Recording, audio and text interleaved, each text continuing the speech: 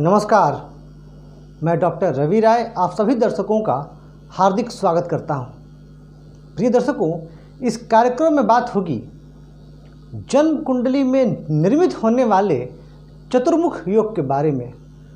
चतुर्मुख योग एक बड़ा श्रेष्ठ योग है और यदि यह जन्म कुंडली में निर्मित हो गया तो निसंदेह यह जातक जीवन स्तर को काफ़ी ऊंचा उठा देता है।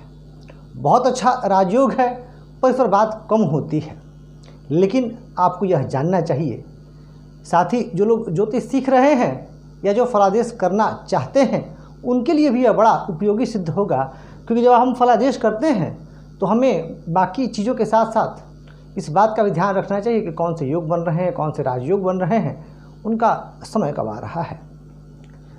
तो आइए इस क्रम में आज बात करते हैं चतुर्मुख योग के बारे में, और कहूँगा आपसे कि यदि आपके मन में भी कोई सवाल है तो आप कमेंट करें। हमारा प्रयास रहेगा कि हम आपके प्रश्न का उत्तर अवश्य दें, और साथ ही यदि आप किसी विषय पर वीडियो चाहते हैं तो भी आप कमेंट करें। हमारा प्रयास रहेगा कि हम उस विषय पर भी वीडियो अवश्य लेकर के आएँ। तो चतुर्मुख योग के सबसे पहले हम लोग नियम को समझते हैं कि वह कौन से नियम हैं जो चतुर्मुख योग के लिए आवश्यक हैं। तो जो इसकी 3 शर्तें हैं। तो जो पहली शर्त है वह यह है कि लग्नेश और दशमेश कहाँ होने चाहिए? केंद्र में। बहुत सरल है। लग्नेश अर्थात लग्न के स्वामी और दशमेश अर्थात दशम भाव के स्वामी। तो ये दोनों कहाँ होने चाहिए? तो ये होने चाहिए केंद्र भाव में। अब पहला भाव, चौथा भाव, सप्तम भाव और दशम भाव, यह केंद्र का भाव होता है। तो यह आपने समझ लिया। अब दूसरी बात क्या कही गई कि नवमेश से अर्थात नवम भाव के स्वामी से बृहस्पति केंद्र में होने चाहिए और एकादश भाव के स्वामी से शुक्र केंद्र में होने चाहिए। अब इस कुंडली में नवम भाव के स्वामी कौन है? शनि। तो शनि जहाँ भी स्थित हो वहाँ से बृहस्पति कहाँ हो? केंद्र में, यानी वहाँ से बृहस्पति हो 1, 4, 7, 10 भाव में। जैसे शनि यहाँ है तो बृहस्पति यहाँ हो, यहाँ हो, यहाँ हो और यहाँ। और फिर कहा गया कि एकादशेश से अर्थात एकादश भाव के स्वामी से शुक्र केंद्र में हो। तो एकादश भाव के स्वामी इस जन्म कुंडली में मंगल है और मंगल जहाँ भी स्थित हो वहाँ से शुक्र केंद्र में हो। अब शुक्र कहाँ हो? तो मंगल अगर यहाँ है तो यहीं हो जाए, यहाँ हो जाए, यहाँ हो जाए और यहाँ हो जाए, तब बनता है चतुर्मुख योग। चतुर्मुख योग के फल को बताऊँगा। सबसे पहले मैं इसको और डिटेल में थोड़ा बता दूं आपको कि यह इतना श्रेष्ठ क्यों है, और यह जो समझाने के लिए मैंने आपको मिथुन लग्न की जन्म कुंडली ली है। तो हम लोग अब इस कुंडली पर अप्लाई करते हैं कि यह योग सटीक बैठता है कि नहीं। तो कहा गया था कि लग्नेश और दशमेश केंद्र में हो। तो मिथुन लग्न में लग्नेश कौन होते हैं? बुध। तो बुध कहाँ स्थित है? प्रथम भाव। यह क्या है? केंद्र है। और फिर कहा गया कि दशमेश भी केंद्र में हो। तो दशम भाव के स्वामी कौन? बृहस्पति। तो बृहस्पति भी केंद्र में है। तो हमने पहली शर्त पार कर ली। दूसरी बात क्या कही गई कि जो नवम भाव के स्वामी हैं वहां से देवगुरु बृहस्पति केंद्र में हो। अब इस कुंडली में नवम भाव के स्वामी कौन है? तो नवम भाव के स्वामी शनि है। शनि कहाँ बैठे हैं? चतुर्थ भाव में। बृहस्पति कहाँ है? शनि से सप्तम भाव में, यानी दशम भाव में शनि से यह सप्तम भाव है, तो केंद्र हो गया। फिर कहा गया कि एकादश शेष से, यानी एकादश भाव के स्वामी, तो मंगल कहाँ बैठे हैं? दशम भाव में। एकादशी से शुक्र केंद्र में हो। शुक्र कहाँ बैठे हैं? लग्न में। तो शुक्र केंद्र में हो गया।